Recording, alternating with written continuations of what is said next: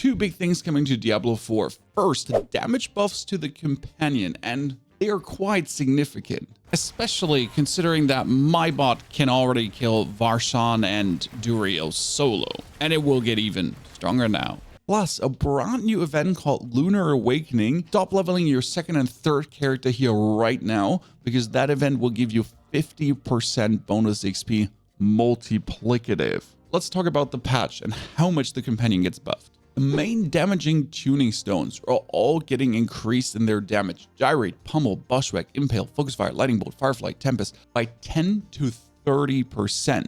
How much would that actually be? Let's check on the 100 character with the max physical damage buff. Level 10 Gyrate is 20,000 damage. And now we get 30% more, especially from the very beginning on. So while leveling, you would be hurting enemies significantly. Also, Pummel 30% more, Bushwhack 30% more, doesn't seem much impactful, and then Impale is at 30,000 damage and gets 30% more. And don't forget, the robot actually gets your critical strike chance and your critical strike chance multiplier. So that is 30,000 damage. My base Bloodlands also deals 30,000 damage, and I am having 20% critical strike chance and 800% critical strike damage multiplier almost. So now comes the intriguing question.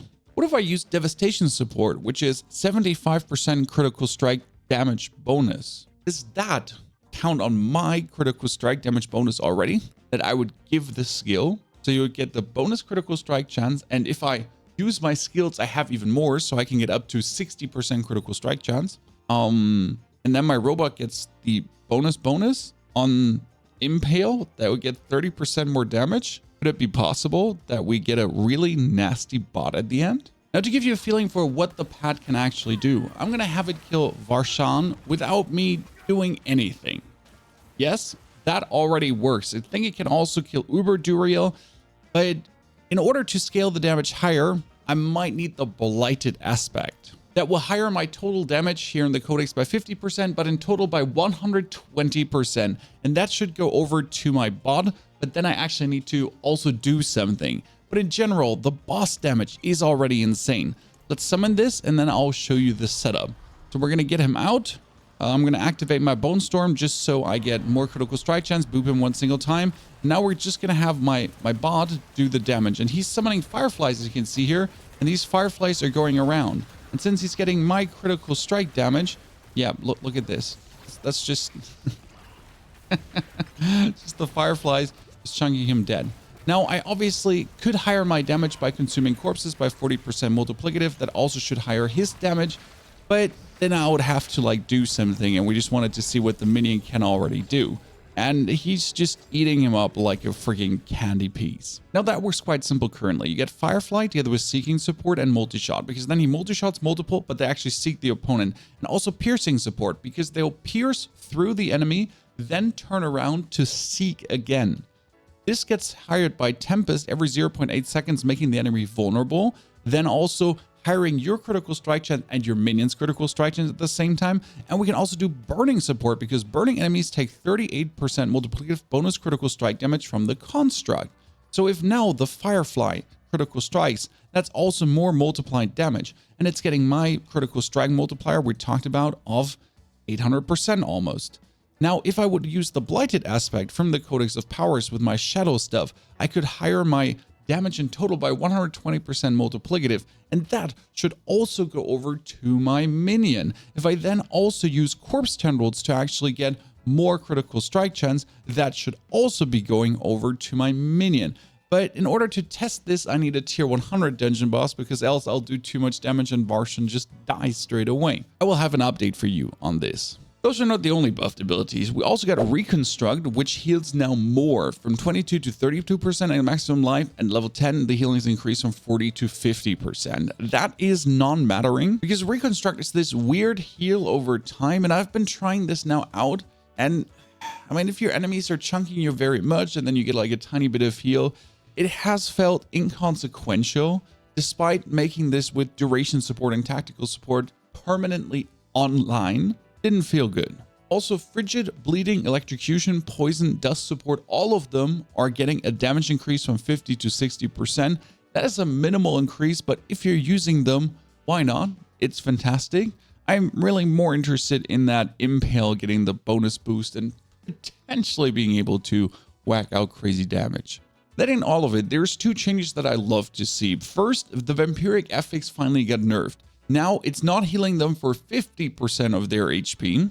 It's maximum at 25% on World Tier 4, 15, 10, 5. It was kind of overtuned when suddenly, he bites you with one single attack and goes like from nothing to almost full again. And the most annoying boss affix ever, Suppressor, is no longer always on. It now has a 6-second duration and 50 to 75% uptime.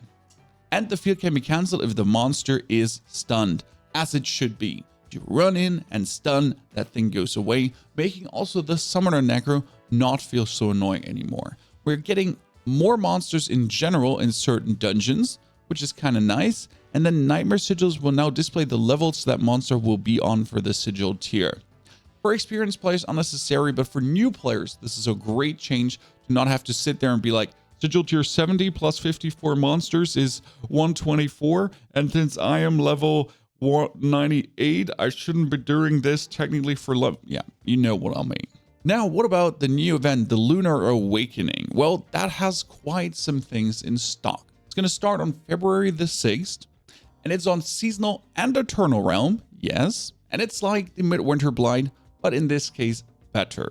Step 1. Identify and activate lunar shrines. They are in all areas throughout Sanctuary, and while these lunar shrines are active, you'll get 50% bonus XP, we talked about it, and have a 30% increased movement speed, plus general buffs.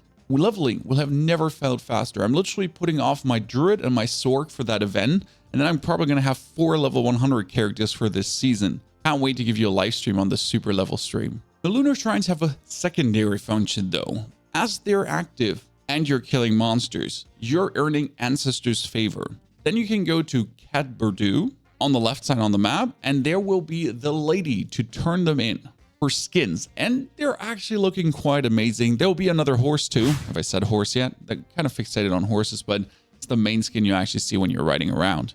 Very interesting, Nightmare Dungeon Sigils can have the Ancestors' Favorite Dungeon affix. So this is an Ancestors' Favorite Dungeon, and it will have those shrines spawn there. In addition to the extra shrines, you'll also receive 10% bonus glyph XP. I think they should have bumped that up to like 20 or 30% to make it a bit cooler.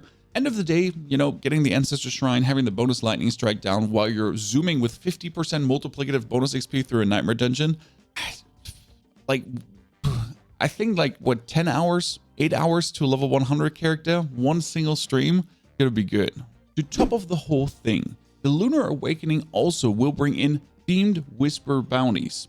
Now we have the seasonal Whisper bounties. We have Lunar Awakening themed Whispered bounties. You can do whispers while you're actually in a Helltide. Activities are there to do things to get prepared for the Gauntlet or to just level up characters, because personally for me, leveling has been the greatest joy in Diablo 4. Not much spending time on level 100, more getting to 100. So I guess the journey is the goal, at least for me. Ladies and gentlemen, what do we think about some of these new skins? I definitely want the horse, and there seem to be tattoos as far as I understood. All in all, we're getting more free content, and Season 3 is getting buffed further. I'm not sure if they're panicking and trying to put in more player retention, but the Lunar Awakening was planned beforehand. This wasn't made on the fly. This is something they planned already long term. Still, it does seem like a panic response a little bit. Despite that, I'm already leveling my second character and truly enjoying the game. If you want to check out the pure Summoner Necro, give it a roll, or rather having an eye on how to beat every single vault and room, that's for you.